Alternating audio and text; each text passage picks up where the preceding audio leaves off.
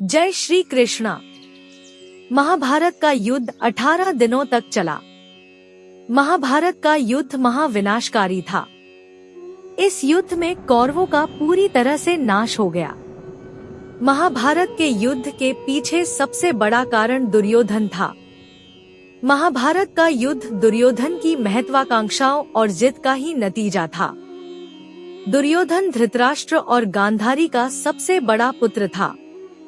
गांधारी अपने पुत्र को हस्तिनापुर का राजा बनाना चाहती थी, लेकिन पांडु की पत्नी कुंती को पहले संतान प्राप्त हो गई।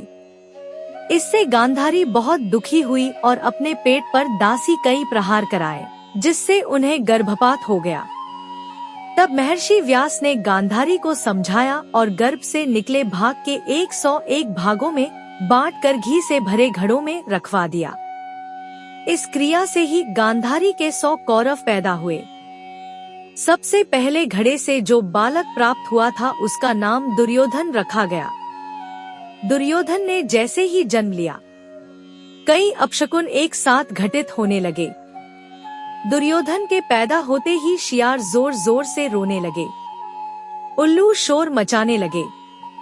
आसमान में अचानक काले बादल छा गए। जन्म लेते ही दुर्योधन बोलने लगा।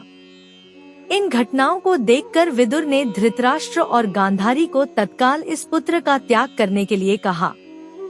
विदुर ने कहा कि ये अपशकुन बता रहे हैं कि यह पुत्र हस्तिनापुर के विनाश का कारण बनेगा। लेकिन पुत्र मोह में धृतराष्ट्र और गांधारी ने ऐसा करने से मना कर दिया। बाद में विदुर की भविष्यवाणी सच साबित हुई।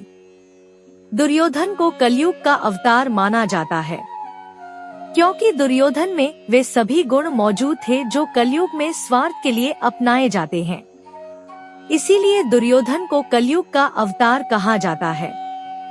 दुर्योधन के बारे में एक बात कही जाती है कि वह बहुत ही कूटनीतिज्ञ, राजनीतिज्ञ और नेतृत्व करने की गजब की क्षमता रखता था।